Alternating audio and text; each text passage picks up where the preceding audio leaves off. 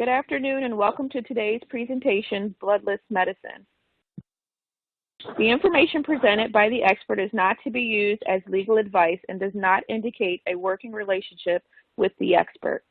All materials obtained from this presentation are merely for educational purposes and should not be used in a court of law, sans the expert's consent, i.e. a business relationship where she is hired for your particular case. In today's webinar, Cassandra will discuss understanding definition and history of bloodless medicine, reasons for refusal of blood transfusion, alternative strategies to avoid blood transfusions, acceptable versus unacceptable blood fractions, role of bloodless medicine. To tell you a little bit about our presenter, Cassandra Upchurch has been a registered nurse for 13 years. She currently holds the position of Manager of Transfusion-Free Medicine. Her nursing background includes Trauma SICU, critical care, acute care, long-term care, case management, hospice, and home care, adjunct professor at Widener University. She has been a contractor for crisis hospital assignment on the COVID team. She is also the owner of First Aid and CPR Academy. She has several published abstracts, articles, and poster presentations. She is an international speaker. Recently, she has managed the merger of the FACT accreditation for the University of Pennsylvania Hospital and Pennsylvania Hospital, and develops policy, workflow, and process improvement in the Penn Medicine system. She is in the last year of her MSN Nursing Administration and applying for the Nursing Doctoral program. Attendees who require a passcode, the word for today is medicine. During the Q&A session, we ask that you enter this passcode into the Q&A widget for CLE reporting purposes. The Q&A is located to the left of your screen. Please remember that if you are applying for CLE credit, you must log onto your computer as yourself and stay for the full 60 minutes. You are also required to complete the survey at the end of the program. Please note that CLE credit cannot be given to those watching together on a single computer. Tomorrow morning, I will send out an email with a link to the archived recording of the webinar. The slides can be downloaded from the resource list at the widget at the bottom of your screen. Thank you all for attending today. And Cassandra, the presentation is now turned over to you. Thank you so much. As brought out, my name is Cassandra Upchurch, and I currently work for a Manager of Bloodless Medicine program. And the objectives that were already laid out were defining the history of bloodless medicine, the reasons for refusal of blood transfusions, alternative strategies to avoid blood transfusions, acceptable versus unacceptable blood fractions, and the role of bloodless medicine. And the main reason this is very interesting, especially in the climate of today's world, is that we put a lot of emphasis on respecting culture and diversity. And so, especially in healthcare, bloodless medicine is a diverse form of care and provides diversity in healthcare, in that we do have patients that decline blood transfusions. So just an overview with our patients, pretty much these patients are, again, not declining medical care or treatment. They're declining blood transfusions and asking that care be provided without the use of blood transfusions. And so really the goal of bloodless medicine is to identify bloodless medicine patients, manage their anemia and medical and surgical strategies, provide education, minimize blood loss without the use of blood transfusion support. And I'll get into that in more detail down the line because there's a big difference between telling a patient that as a provider, you honor their wishes and not give blood versus honoring their wishes and providing alternative strategies to also enhance patient outcomes to ensure that they're safe and have good outcomes despite not using blood, even in emergent cases. And so just looking back at the history of bloodless medicine, and that, it's relatively new compared to most forms of medicine in different departments. So it started with a group of patients that were refused blood transfusions for religious reasons, primarily Jehovah's Witnesses, especially in Europe, where they would go for treatment as we all would, whether it's going to the ED or going for a transplant or just your routine level of care, and providers would actually turn them away and opt not to treat them because of the liability with these patients. And so doctors felt like even in cases where, maybe there's no indication for blood use or a patient wasn't at risk for a blood transfusion, they felt really concerned or that it was high risk to see a patient that you did not have the option of a blood transfusion for in the case that something emergent happened and this patient lost their lives as a result of not accepting blood. So that was really a hard concept for a lot of providers to accept. And then even from a conscious standpoint, some doctors feel as though that safety measure is being taken away where they can't provide the best care for their patients. And so as a result, these patients will be turned away for care. And so in starting this program, the providers and those involved in the program need to do extensive self-education, understanding the Jehovah's Witness belief system, why they refuse blood, what they would accept instead of a blood transfusion, because, of course, the goal is not to withhold treatment or care, but to find a way to plan care without a blood transfusion. And so it really started over in Europe with Denton Cooley, who was the first surgeon to perform a successful bloodless cardiac surgery on a Jehovah's Witness patient, and then eventually migrated over here. It's become popular to the extent that you have at least 50 to 60 robust bloodless medicine programs in the United States that are successful. And so this is just an overview of what's involved for successful patient blood management. So bloodless medicine falls under the category of patient blood management, and that's a subset or subgroup. And so you'll have some hospitals or providers that typically will tell a patient, which is very helpful, that's fine, we know you refuse blood. I, as a provider, am more than willing to treat you without giving you a blood transfusion. But then that becomes complicated when there's a lack of support throughout the health system because eventually you change hands throughout providers. So your surgeon may see you during a surgical encounter, but then when you get to the floor during the recovery phase, you may have a different attendant altogether. And it's not always understood as to whether or not that doctor is even familiar with bloodless medicine or even understands what alternatives are available to treat that patient successfully.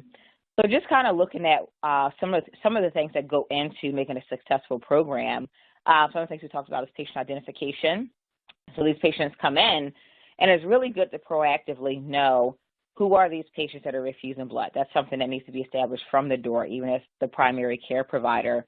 They need to know that even when the patient is not getting a non-invasive procedure or just being seen routinely. And so, again, making sure that as a provider we're asking those questions and making sure it's documented that this patient refuses blood transfusions. And that's something that typically should be asked on every visit because patients do change their minds. So, again, knowing their stance on blood transfusions and keeping that in their chart if they are adamant about refusing it consistently throughout their hospital course. Care providers. So it's very important, of course, you can't have a bloodless medicine program without having providers that are engaged, that are involved, that are knowledgeable regarding what that means and how to provide that type of care. And so that goes across the health system, nursing, your surgeons, your medical doctors, your perfusionists. So, again, it needs to be from top to bottom as far as those providers that are involved and being knowledgeable about bloodless medicine. And, of course, there's organizations that exist, such as the Society for the Advancement of Blood Management, that really allows providers, physicians and nurses, all healthcare providers, to come together on an international level and kind of discuss these advancements in medicine without the use of blood to ensure that they understand this avenue of medicine that really isn't taught in medical schools or nursing schools or health sciences as a student, but you learn that kind of on the job as you develop in your career. Research, again, especially in healthcare, the things that kind of moves us forward is research. So, again, looking and seeing the effectiveness of what we do and if we're doing it in the best possible way. So, of course, most of your robust programs a lot of times are attached to your academic hospitals and it makes it a lot easier to kind of see, for example, trend your outcomes. So, for example, we may have patients who whose hemoglobin is really low, anemic, or in some cases what we call severely anemic, meaning that that hemoglobin number is less than 5. And so, it gets really dangerous for our patients. This is a really critical level. And so as a result, with research, what we're able to trend is, on average, how much blood is lost per procedure. So we know if someone has knee surgery, on average, your safest knee surgery, on average, you'll lose about, 2.5 grams or, 2.5 points from your hemoglobin. So you anticipate that fall, but you don't know that unless you do the research and you trend that data. And again, when you have those results, it gets published. And so those are the things that can be taught to other providers, can be shared at these international conferences so that we learn from each other, we can publish it, and kind of continue to build on it, which is why we have so many advancements in medicine, especially bloodless medicine. Evidence-based practice, how we implement that research. So again, we did the research, are we implementing what we know works best, not just based on what we're used to doing or what we think makes sense or what's in the textbook, but are outcomes supporting the practice. And so that's really important because what we do is almost always going to be based on evidence-based practice. The outcome shows that this process works better. The outcome shows that this medication works better. Data metrics, again, trending those labs, trending patterns. So again, looking at that hemoglobin, looking at the platelet count, just kind of looking at all those labs to see the outcomes, for example, when a patient's having surgery, when they have certain disease processes, but again, collecting that data so that we can make a decision and really learn more about how we're practicing as a result of looking at those data metrics, even if it comes to like looking at patient volume and things such as that. Education needs to be a formal process where we're doing that constantly throughout the hospital. So even with the Bloodless Medicine program, it's very important that the patients are educated, that the staff is educated, so that's ongoing.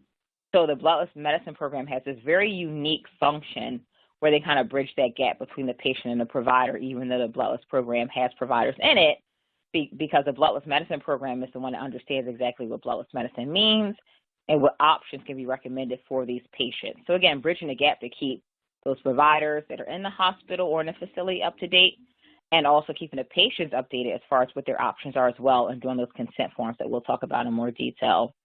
Improve patient outcomes, some of the things that we'll talk about further in the presentation is that we do know that the goal of bloodless medicine is to have improved patient outcomes without using blood transfusions. And so we know there's a lot of benefits, to not using blood, especially when we have a blood shortage, but especially for those patients that are refusing for religious reasons. It's beyond outcomes and more of us respecting their religious decision. And documentation, again, big thing, especially in healthcare, ensuring that those things are documented. If we did a consult, what those recommendations were, that the patient refused, and that we document which alternatives they are willing to accept, being that they're not taking blood, and documenting that they are refusing blood and releasing the hospital of liability associated with potential poor outcomes as a result of not taking it, because we do have patients, because it is a religious decision, who will refuse blood even if death is imminent, because, again, for them, it's a religious decision. It's a scriptural decision for them. So that's something that needs to be documented and reviewed as well. And law and ethics, again, what's right, what's ethical, what's right for that patient. And we get into a lot of that with patient family members, and even in discussing, how to approach care as providers, especially at the end of life as well, when those things happen. And administrative support. Again, no bloodless program is successful without the support of administration, whether that comes from funding, whether that comes from providing the necessary staff and those resources that you need to build this program. And so there's a lot of, obviously, Jehovah's Witnesses worldwide, especially locally. And so we always tell providers, at some point, regardless if there is a bias, whatever your thoughts are as to why people refuse blood, whether you agree or not, the reality is at some point, especially because of the prevalence, you will take care of a Jehovah's Witness patient at some point in your career as a provider. So it's important that you're at least knowledgeable about patients that refuse blood and the reason they refuse blood. And so just from a demographic standpoint, patients participate in the program. 90% of our patients are Jehovah's Witnesses refusing for religious reasons. And because, this is one of the religions that, refuses for this reason, the bulk of our volume comes through those patients. But then the remaining 10% refuse for a variety of other reasons, whether it's reasons of conscience. You have different individuals in different religions that will refuse, and just clinical research, because there's a lot of research that kind of shows the outcome related to poor outcomes related to patients who take blood. So we're learning that there's a lot of more complications associated with patients being transfused, especially surgically, and it shows an increased mortality, especially in cardiovascular surgery patients. And so, there are a lot of patients that know this information. They opt not to get a blood transfusion.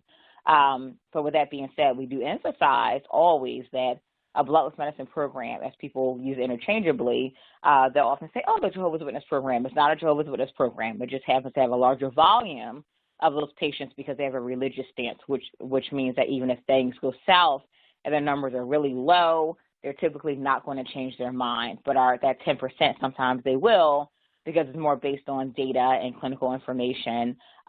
So if their hemoglobin hits a 2, they may be willing to take blood in these circumstances because there may not be a religious reason behind it. So usually for these presentations, we focus on the Jehovah's Witness patient because that's the group that's less likely to change their mind, even if the outcome looks poor.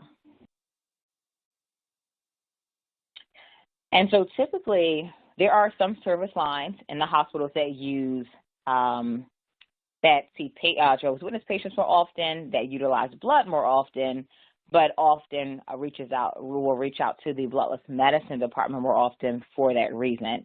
And so hematology, oncology, orthopedics, OBGYN, and cardiac surgery are really big on reaching out to the bloodless medicine department to ensure that they're educated, that their patients are educated, know their options, and that those consent forms are signed. But most importantly, sometimes with certain practices, they allow additional facilities like an anemia clinic to be involved in the care so that, for example, if a patient is about to have cardiac surgery and their hemoglobin is about a 12, they may know that because, we've done their research, we trended that data, we know you're going to lose about 5 grams of hemoglobin during that procedure, so that that number needs to be increased to anticipate that blood loss, so that when they come out of surgery, their hemoglobin is still around 11 or 12 at a safe number that doesn't put them at risk after surgery. So again, these are typically the service lines that are utilized in bloodless medicine and the anemia clinic. So we always go over myths regarding Jehovah's Witnesses. Again, we focus on this group often because they make up 90% of most bloodless medicine program volumes and are also the least likely to change their mind. But we often have to have these conversations with providers about cultural sensitive care, because a lot of times as providers, we talk about diversity, we talk about culture, we respect people's decisions on every level. But oftentimes when it comes to the blood issue, it seems like a simple fix, like, just take blood and it'll save your life. And so I think people go into it oftentimes with a bias, assuming that, this person is a witness, I know exactly what they believe.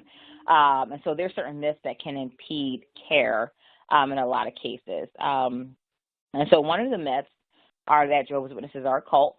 Some providers struggle with this because they feel as though, there's one person making this decision for everyone in the religion. As a result, they kind of fall in line, which isn't the case, and that they're extremists, and that they try to convert people, they're difficult to provide medical care for, and that they have a desire to die due to refusal of blood transfusions. And so just a brief overview with the idea of a cult. You think about it, it implies that an individual deviates from societal norms with no regard or respect for government or leadership. And so Jehovah's Witnesses, they make this decision about blood refusal as a personal decision. So even though, they do read the Bible, the Holy Scriptures, they have to make a personal decision about whether or not that's something they want to do when they come into the hospital as a Jehovah's Witness. Will they take blood or will they not? You do have a small percentage that will take blood in an emergency case, but the majority do not, based on the scriptural observation to abstain from blood. And so it's a very personal decision versus an individual telling the entire organization that they can't and then enforcing it and disregarding societal norms. And as far as trying to convert people, again, we know typically there's a lot of education that takes place from a Bible standpoint as far as, sharing their belief system with other individuals. And difficult to provide medical care. So, oftentimes we talk to a lot of our providers, and from an outside standpoint, we have a symposium coming up this week, and oftentimes when we hear them comment, they'll always comment, our bloodless patients that are Jehovah's Witnesses are typically easier to provide care for because the group tends to be more proactive. As a result, there's literature that they read that we're reading too as providers, so those scholarly articles that we're reading to kind of see what's up to date as far as care and bloodless medicine, they're reading those articles too. They're published on their website in the Medical Corner on the jw.org website. So we know that they often read related to bloodless medicine what we're reading, but also because they know they can't take blood. We'll often have patients that are coming in every year and updating their consent form that we'll get into, which specifies which alternatives they're willing to take, so that should they ever have to come to the hospital, it's already documented and the doctors already know that they're bloodless and they are releasing the hospital of any liability associated with any risk of them not taking blood, but most importantly that they are leaving a list of the alternatives they're willing to take should they need them. So again, these are patients that typically have their care planned and have a lot of support. And the most common myth, the desire to die due to the refusal of blood transfusions. So you often hear people, sometimes I know I've seen providers get frustrated, feeling as though, Jehovah's Witnesses are trying to behave as martyrs in their refusal of blood transfusions. And the reality is it's actually not the truth. But you get to know that as you get to work with individuals, versus us having a bias and assuming it's about a group of individuals.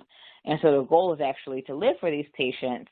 And the one thing we try to explain to our providers is a person refusing a blood transfusion is not saying this is a DNR, it's not do not resuscitate, or, this is me declining medical care. No, we're saying as much like any other patient, we involve them and say, hey, successful care planning includes getting the patient's input, meeting with them, letting them know their options, and planning their care around those options.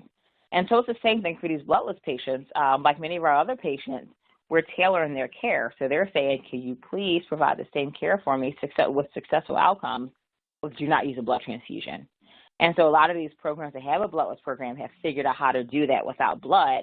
And in a lot of cases, kind of coincidentally, as a result, they've learned that the outcomes have been better without using blood, which is why you see patients who are not Jehovah's Witnesses utilizing the services and the resources that will be used for a bloodless medicine patient, because there's long-term effects to being transfused even in the hospital down the road. And so this is just, I usually put the slide in here just for providers to kind of have as a reference as the reasons why Jehovah's Witnesses do not accept blood transfusions. So we do know that for this population, it's religious. So again, we want to make sure we respect and honor their decision not to take blood, that we respect their religion, their belief system, and that we also recognize that it's a form of culture for them. And we respect, especially, again, as I brought out, and this climate now, we respect people's culture. We talk about diversity. And so we really need to, at this point in 2020, understand that this, in the same way, is a form of diversity and culture, and we need to respect it. So we don't need to understand it. We don't need to agree with it and do it for ourselves. But if our patient is coming in saying, hey, I need this type of care without blood, we should be more than willing to provide it. But we do leave this as a reference for providers to see, being that their refusal is scriptural, so they at least have the scriptures as a reference, so they know exactly why they are refusing a blood transfusion. So again, that's a religious, ethical, and moral decision for them versus a clinical-driven decision, even though there's a lot of clinical benefits to not taking blood. And again, as I highlighted before, we talk about health literacy and health care. And we always assume, just to be safe as providers, that, you assume our patient's health literacy is somewhere around, elementary school, especially if they're not a provider, just to be safe and make sure that the education is effective. But the reality is, especially with this group of patients, they're reading a lot of the same literature we're reading. So again, it's safe to to start there, but this is just an example to show you that this diagram itself came out of one of their publications to kind of help provide education as far as which components are refused, which ones are acceptable, and how they break down. So for the bloodless patients, the 4 components that they're refusing, and we require it to enroll in the program, is they're refusing red blood cells, white blood cells, platelets, and plasma.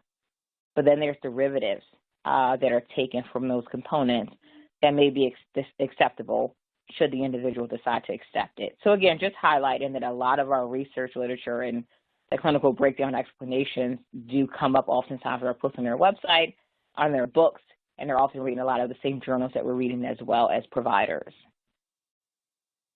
And that's just an example of one of the panels we have for education for our patients to kind of go over the alternatives that are an option for them. So we know that they're refusing those 4 components, the red blood cells, the white blood cells, the platelets, the plasma. But then those possible acceptable derivatives and procedures are typically listed below. So when they meet with the Bloodless Medicine department, it's their job to sit down with the patient, see if they meet criteria, meaning seeing if they want to be in a Bloodless Medicine program. The patient has to give consent, like any other type of care, because it's a program, to be in the program, meaning that now Bloodless Medicine becomes a part of their medical team. As a result, it's not just a verbal agreement, it has to be a signed consent form by the patient. So either the patient or their power of attorney is going over these forms with the department. They're receiving the education to explain what the department does, what the patient is refusing by enrolling in the program, but also to explain to them which each of these derivatives or fractions are to see what on this list they're willing to accept or what they want to refuse, so that their provider knows what they're going to put in their toolkit should they ever need anything emergently since they're not taking blood. And so again, they need to have consent forms signed enrolling them into the program, but also specifying which alternatives they're willing to take. And this is just a snippet from one of our snippet of a generic enrollment form. So for a patient, make it very easy to follow, where it has a list of procedures and products that are listed as alternatives. So again, refusing the red blood cells, white blood cells, platelets, and plasma. But then you have these derivatives. So in this advanced medical directive that they get, which is a much larger sheet in the top paragraph, again, specifies the refusal of those 4 components, but also has a statement saying that they release the hospital of any liability associated with poor outcomes related to the patient refusing blood transfusions. So that's on the form as well. But this checklist here, this box, provides a list. And so the patient, as we do the education and go through, cryoprecipitate, this is what it does, this is what it's used for, the patient will make a conscious decision as to whether or not they want to accept or refuse. So again, every individual thinks for themselves. So some patients will accept them all, some will refuse all of them, and for some patients it looks like a checkerboard, and they'll take one and not the other, just because that's what they want to do. And sometimes it's just based on how they feel, but we make sure they are provided with these options. Our Jehovah's Witness patients typically have this additional form, a durable healthcare power of attorney. They refer to it as a no blood card because it speaks mainly to the refusal of blood transfusions. So our Jehovah's Witness patients will typically almost always have this DPA, this no blood card. So even if they present to the hospital and they don't do their hospital-specific advanced medical directive with the list of fractions, they typically have this DPA that's distributed in the congregation. And a lot of times it's helpful because you'll have patients present and maybe they didn't put an emergency contact or a healthcare agent in their chart when they admitted to the hospital. But if you have this DPA on file, as you can see, they have a healthcare agent listed, a primary and a secondary. So in the case that we have patients that can't speak for themselves, it does help provide some direction as far as who they should talk to. But also, I don't know if it's big enough for you to see, but in Section 4, they'll list here their allergies, their medications if they can fit it in, or they'll attach it. But they'll mainly list blood fractions that they're willing to accept here as well. So especially for patients that haven't met with the hospital to specify what they can take on our forms, they typically will write it in here as well. So your Jehovah's Witness patients will have usually the hospital forms that we do with them when we see them, and they'll also have this no blood card. Our non-Jehovah's Witness patients, they won't have this no blood DPA, but they'll typically at least have the hospital specific forms. And just in general, we won't get into great detail about it, but we talk about causes of anemia because in a lot of cases, preventing anemia ensures that the patient has a reduced risk for being exposed to an allogeneic blood transfusion. So again, preventive care is a huge part of bloodless medicine. So it's not seeing this patient at the last minute to say, hey, you're in this dire situation, we're not going to give you blood. It's really seeing these situations before they happen, if you can. We do know that 60% of surgeries are planned or elective. So in those cases, if we know that these patients So in these cases, if we know that these patients are about to have surgery, then we can, for example, the patient will have the anemia clinic if we know their hemoglobin is a 9 and they're having surgery in a month. There's no reason that we shouldn't already have a consult for the anemia clinic for that patient to see one of our hematologists and be treated with certain medications that we know work, such as Epogen and IV iron, to increase that hemoglobin before surgery. Disease processes. One of the things with anemia we've noticed, 25% of the time patients are anemic before they even hit the hospital, and them having a surgical procedure increases that number to about 80% after the fact. And so what we do know in many cases is that we overlook anemia a lot with a lot of patients. We overlook them a lot. And so as a result, it's very important that, one, providers, not just bloodless medicine, providers in general, that they screen for anemia and that they refer to hematologists in the bloodless medicine program for support in treating anemia.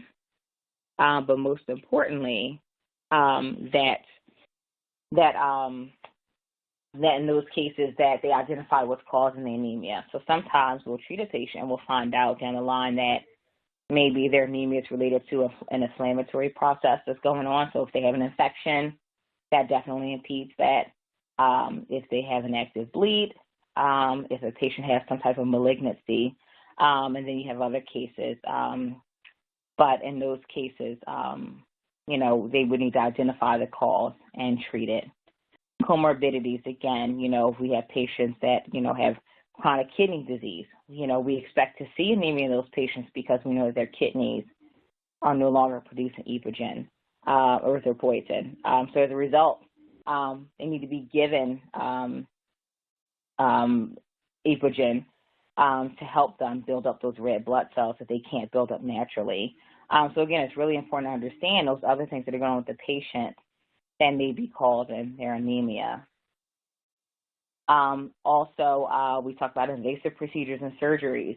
We're learning in the last year, we established an anemia clinic that a lot of surgeons oftentimes will have a patient and maybe their hemoglobin is 11 or 12 before surgery. 11 or 12 is okay for your typical patient, but not if you're about to have surgery. So again, because we know that if they have surgery, there's always blood loss. Even the most minimal amount of blood loss is still blood loss. And so as a result, those patients will be even more anemic after surgery. So we put them at risk of needing a transfusion after. But if the patient's a bloodless patient, that's not an option. So it's almost as if surgery needs to be very meticulous, very careful for every patient, but especially the bloodless patient. Because, again, these patients are going in. Yes? Cassandra, sorry to interrupt. Which slide are you on? Yes, I can hear you. Which slide are you on? It says causes of anemia. Okay, so you're still on slide 26? Yes. I was just making sure. Okay, I was just making sure. Okay. Because I know my screen froze for a second. Okay. Okay, so sorry. Thank you. We're good. Thank you. So in those cases, we really need to plan for it as providers, because that's not an option for a bloodless patient. So, you have this patient coming in saying, under no circumstances will I accept a blood transfusion. We agree to treat them without blood. Then we take them into surgery at an okay number, knowing that that's not an option should they get into trouble. And then they come out, at an 8 or something more severe. And so that makes it a lot more complicated. So these are patients that ahead of time, because we know there's going to be blood loss. We know there's going to be the potential for anemia. They should be seeing the anemia clinic or hematologist prior, have some type of preventive care to make sure that that number is normal before they go into surgery. Iatrogenic blood loss, we talk about a lot, is essentially anemia that we cause as hospitals and as providers. And so pretty much it's blood loss related to blood draws. And so typically, if you look at your typical day, I used to be a critical care nurse, and so we would draw labs on our patients, and, we would draw 2 tubes that were in itself just a waste to ensure that, the contaminated blood, whether it was contaminated by the medication they were getting in their IV, was tossed first. And then we would take a couple more tubes as a sample that you sent away. But we learned that when you take labs like that every day, that patient is dropping about 1 to 2 grams a week. So you have your typical patient that starts with that at 12. They're already in the hospital because they have a disease process going on. That disease process in itself may contribute to anemia. And then on top of that, we're taking blood from them every day. So we're making the situation worse, and we're putting them in a situation where they may need a blood transfusion. And so we do know that that's a significant cause of blood loss for patients or anemia. So when you go to a facility that has a bloodless program, the whole goal of the whole system being engaged and being involved in care is ensuring that even those things are, those guidelines are rewritten. So, for example, blood draws should only be taken when these hospitals have these programs, when it's necessary and only the amount that's necessary. So typically, unless the patient, because oftentimes we draw labs, we see the numbers, and we don't do anything about them unless it's critical. So there's no point in tracking a normal calcium or potassium every day if it's normal all week long and they continue to get the same blood for the same number. That's not at risk, and that's not changing at all, but we're continuing to take this blood to watch a number that we're not doing anything about. So in these cases, taking blood when necessary, and only the amount, so we're using pediatric tubes on these patients. If that much, some people have different types of machines where you only need a drop like you do when you check your finger if you're diabetic with a glucometer to check and see what the hemoglobin is as point-of-care testing. And in many cases, if the patient is already really anemic, not drawing labs over a longer period of time. So again, just avoiding taking large amounts of blood on a daily basis for unnecessary reasons is one of the additional features hospitals have if they have a bloodless program. And we know that malnutrition also is a huge component of causing anemia as well, because our patients that are anemic, typically when we do a heme panel, we notice that they typically may be deprived of things such as B12, folate, iron. All those things are building blocks to make red blood cells. So if you don't have the building blocks, you're not going to build a red blood cell or hemoglobin. So that in itself puts our patients at risk. And so we know, of course, treating patients that refuse blood transfusions, we've learned a lot. So, of course, these patients have been treated by necessity. We know blood is not an option, so to figure out a way to do it without it. And so as a result, it's really forced a lot of providers to become better providers. Now, you don't have this crutch. You don't have this option to lose blood. And so we have a lot of providers previously that were extremely bloody, good providers, but a little sloppy because they had the option to give blood back. But they're being more careful with how they provide care, do surgery, and how they plan patients' care. And for a lot of them, it's kind of trickled over into providing care for the non-bloodless patient as well.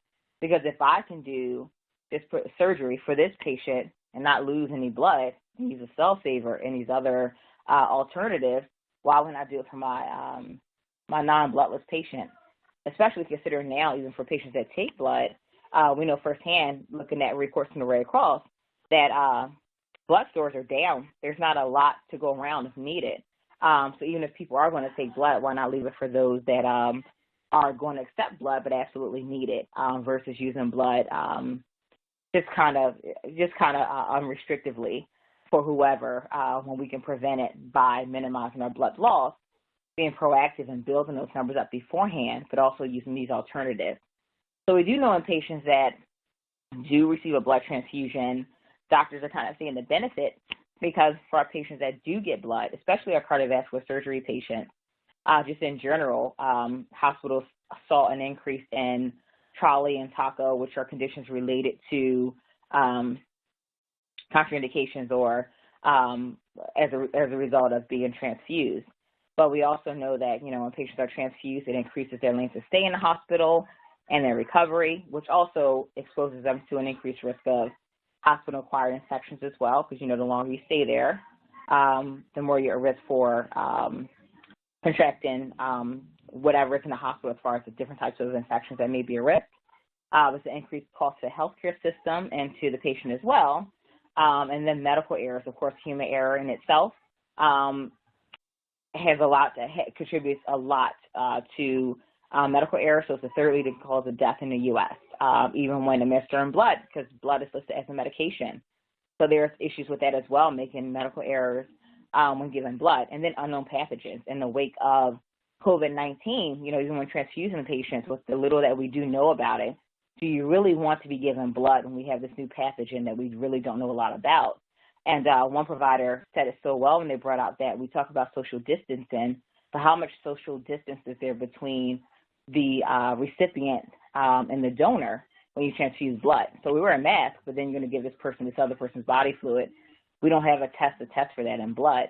So there's just so many unknown pathogens and different ways that things are transmitted, and we really don't know the long-term effects of these things right now.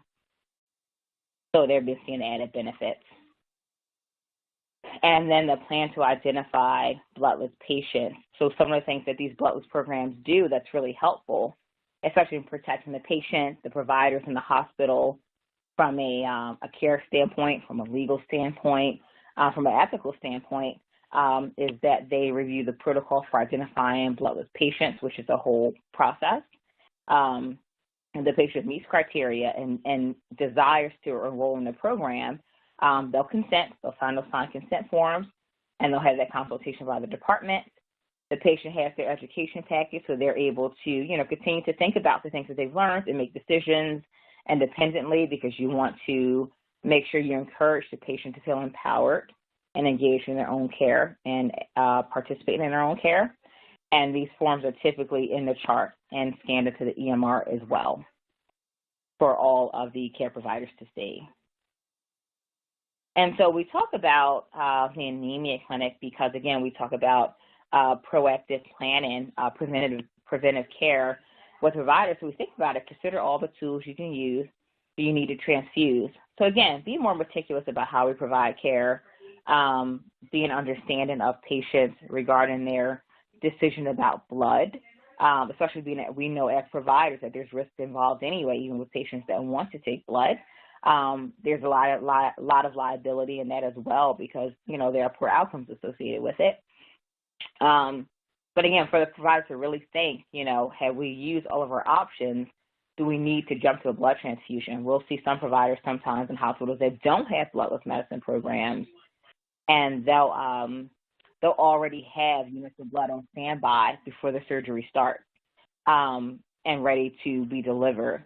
So again, how much better as providers if ahead of time we know our patients' decisions, we're utilizing the anemia clinic, we're using our nutrition consult, and all these other alternative strategies to avoid the use of blood transfusions related to risk, related to what we have in storage, and just conservation in general. And so again, early identification is key, which is a huge part of preventive care. And typically your bloodless medicine staff, there's a variation to these staff members. So your typical, your most basic structure, sometimes it's just one person when the program is just getting started, and maybe just one person who is the coordinator for that program. And then as that program matures, other FTEs or other employees will be added to that department. But a basic, mature, robust program has a medical director, a program manager, and that term may vary, you know, operations manager, director. So nurse manager, there's a lot of variations to that.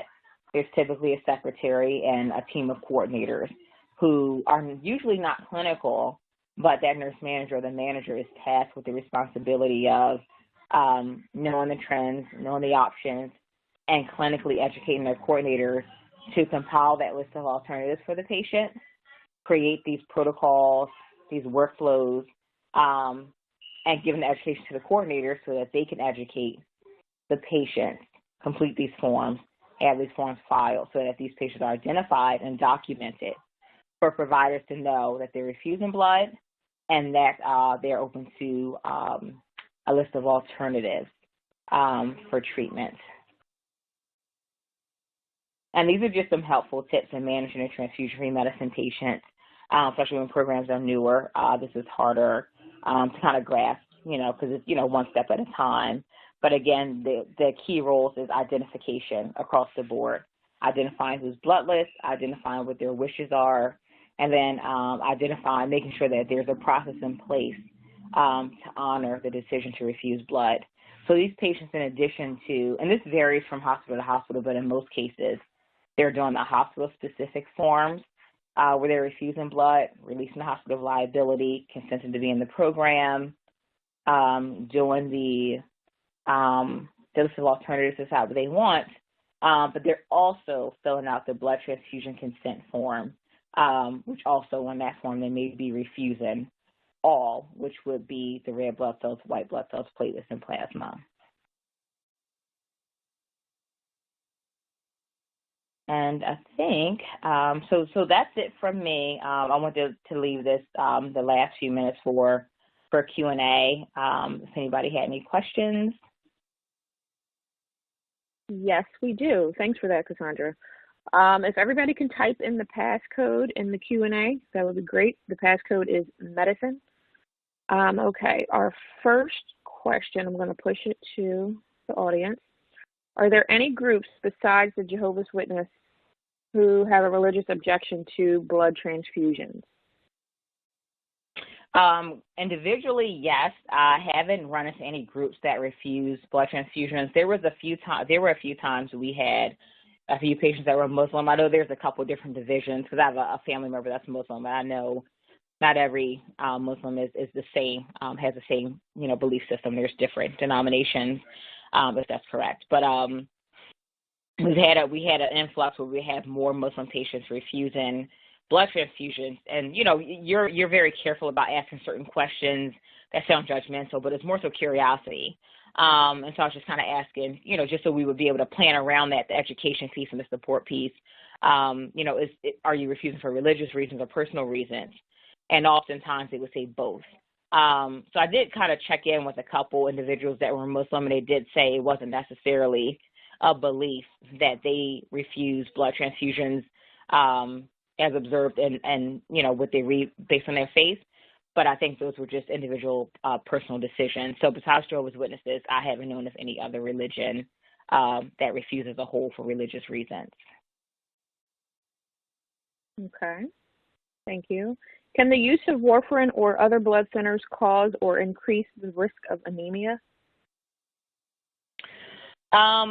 It can in different ways. So typically, yes, it can. That's a very good question. So typically when we have patients like that, especially if we know they're having surgery, they're anticoagulants, they're antiplatelets, they're herbal medications that may prolong bleeding. We have them stop those medications, especially if they have an active bleed or they're about to have surgery. We'll typically stop that. And in those cases, we'll start them on medications like antifibrinolytics, like Amicar or tranexamic acid, which makes sure that clots stay in place to stop patients from bleeding out. So it can, and so typically those medications are stopped and they're put on medications to reverse the prolonged bleeding so that they don't bleed out. So yes, that's the answer to your question. Okay. Here's our next question. Do Jehovah's Witness or other bloodless preferred people typically wear medical bracelets? If not, how do emergency personnel and ER doctors know in a timely fashion not to administer blood infusions or transfusions? That is a very good question. So that is the difference between hospitals that have bloodless programs and hospitals that don't, which is why we tell patients that are bloodless, but don't care what hospital you pick one with a bloodless program. So if there's no bloodless program, no, they typically do not have a bracelet that identifies them.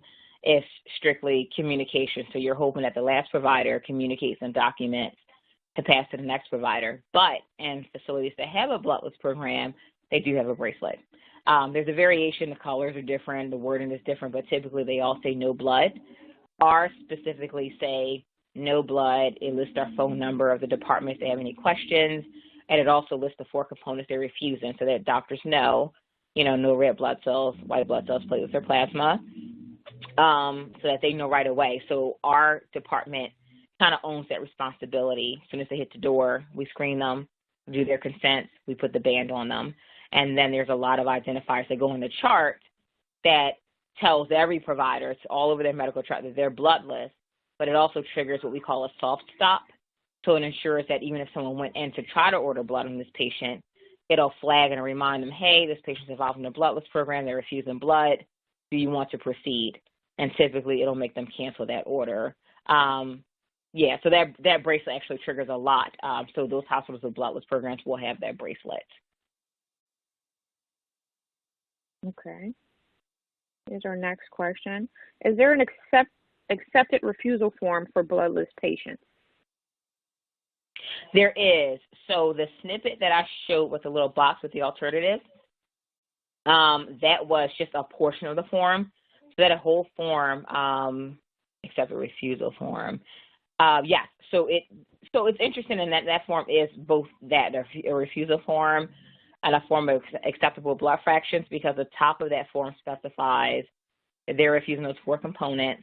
Again, it releases the hospital of any liability associated with poor outcomes since they refuse blood, but it also gives them a checklist of alternatives that they may be willing to accept. So they'll check if they're going to accept or refuse those also, and those forms go on the chart. So the providers are typically looking for those forms as well, but we also have them sign the generic hospital blood transfusion form that all patients fill out, and on that form they'll also refuse, but our form will give more detail as far as that they're refusing those components, but with alternatives they're accepting. So they'll have 2 forms for those patients.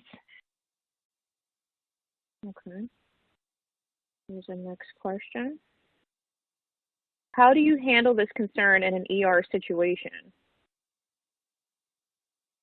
The concern of a patient refusing blood?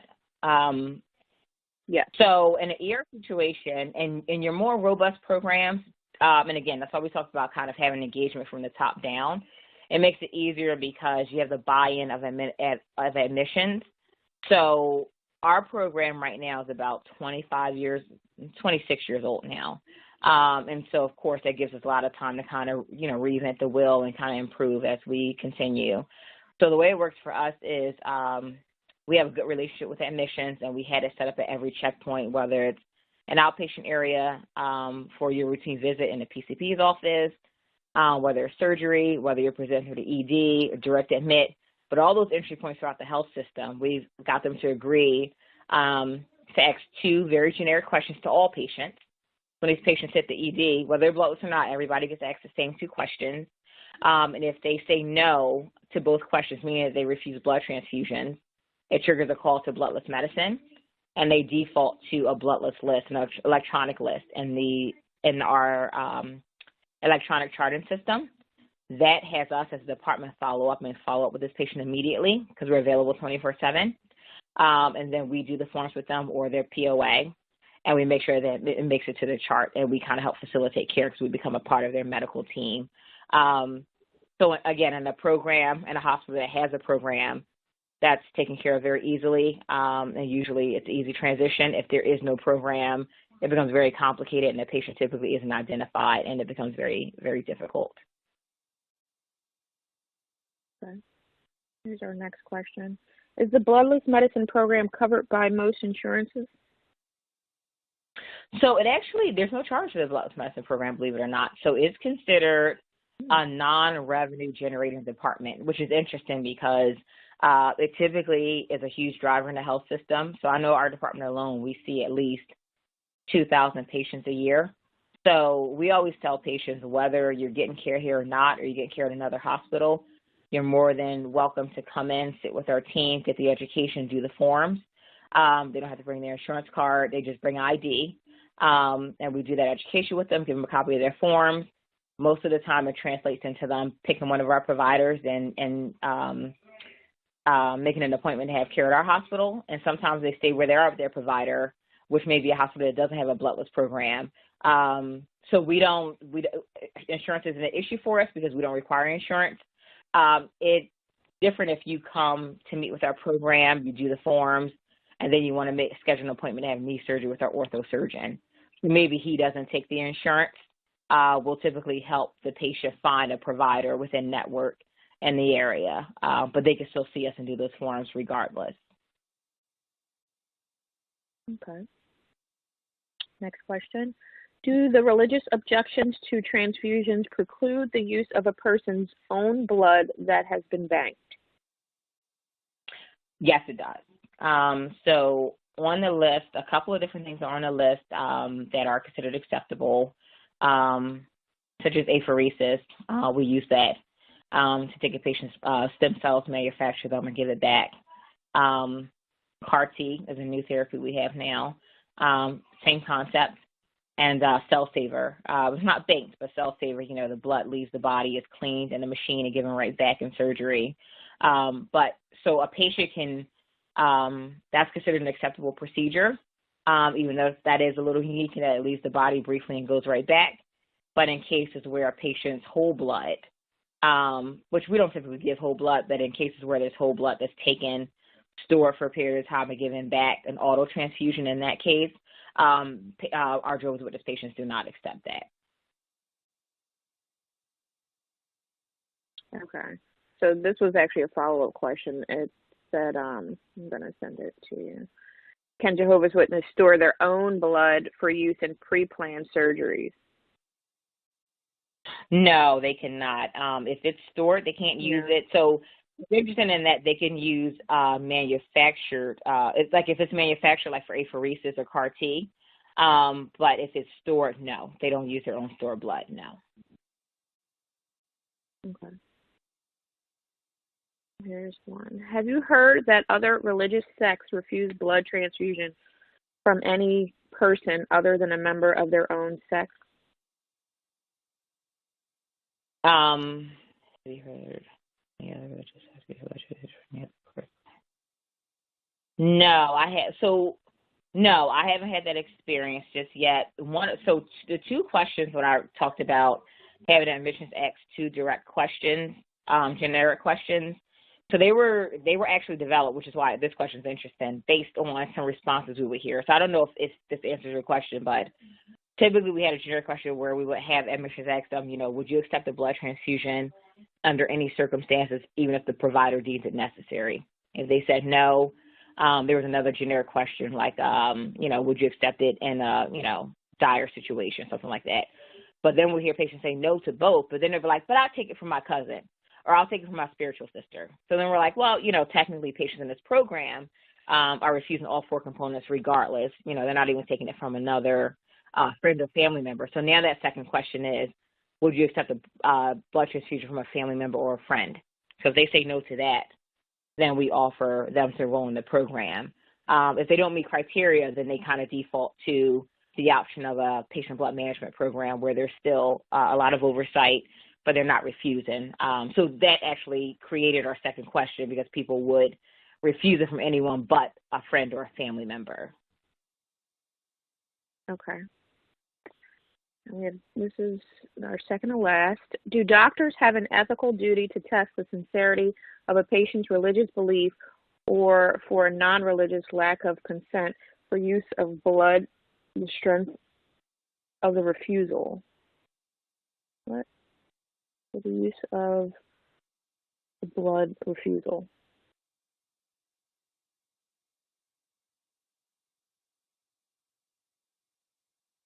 So I'll answer it in two parts. I feel like it might be two different questions than one. So do doctors have an ethical duty to test the sincerity of a patient's religious belief? So yes and no. A lot of it's open for interpretation because so the Bloodless program kind of does that piece for them. So we kind of have those conversations with the patient. We always tell them, we've had patients that's like, oh, I'm refusing blood, but I'm not a practicing witness anymore. And we make it very clear to them, that's not a requirement. Like, we are a hospital department, so we don't get into how active you are and all that information to say you're refusing blood. So the doctors typically don't proceed down that pathway. However, you will oftentimes, which is harder in programs that don't have a bloodless program, but does come up in hospitals that have a bloodless program, where we've run across doctors that are newer doctors and new to bloodless medicine, and they're talking to a patient. We had an OB patient, and her hemoglobin's 14, which is more than safe, and she said she refused blood. And I kind of walked into a doctor, talking to the patient, saying, listen, you have 3 kids at home. Are you really going to leave your kids without a mother? Do you really think that's fair? You're going to refuse blood, and then if you bleed out in the OR, you're going to die. Do you want to die and leave your kids without a mother? And so that's why that gets tricky, because even if you do, we talk about that bias, even if you do have your own opinion, there's still a way to ask certain things and approach the conversation. So they do, but that conversation looks a lot different. So we typically will take care of that part for them, but when they do, it kind of comes out that way. The other piece is for non-religious lack of consent. I'm not sure if I understand the second part of the question. Naja, do you understand the second part? No, I was a little confused by the second part as well. I tried to piece it. Okay. James, if you can elaborate, that'd be great. But I'm going to roll over to this last question that's here. Have there been medical malpractice suits or other lawsuits because of Jehovah's Witness or other bloodless preferred patients receiving blood transfusions? Absolutely. I think there was a big landmark case. We just talked about this last week. I forget where it was. I want to say it was in Seattle, where a patient who refused blood received blood, and she did sue. We've had some recently in the last year or two for hospitals that don't have a bloodless program, not in our hospital, but, affiliates, where they'll call over kind of asking, hey, what can we do to improve our practice? And you'll kind of hear the story of, a patient that came in, everybody knew they were bloodless. They signed a consent form stating they were bloodless. It was documented, and somehow they still gave them blood. And so most of the time they kind of call you freaking out, hey, we gave blood. We need to prove to this patient that it won't happen again. Can we see your SOPs? What is your workflow? So, that's the point where you see a lot of hospitals, kind of saying, hey, we want to build a bloodless program. Can you help us do that? So it does happen. It happens very often in hospitals that don't have a bloodless program, and we get those calls a lot. So it actually does happen pretty often. Not as much as before, but it happens pretty often. Awesome. Thanks, Cassandra. I did want to let everyone know that in order to get your credit, you had to have stayed on for the 60 minutes, and you do have to fill out the survey that's going to pop up on your screen when I end the presentation. I will be sending out the certificates within 1 to 2 weeks, but you will get a follow-up email from me tomorrow morning. I do want to take this opportunity to thank everyone for attending, and most especially Cassandra Upchurch for her time and effort in creating this presentation. If you would like to speak with Cassandra, or if you would like to speak with a TASA representative regarding an expert witness for a case that you are working on, please contact TASA at 1-800-523-2319. And this concludes our program for today. Have a great day, everyone. Thank you. Thank you. You too. Bye.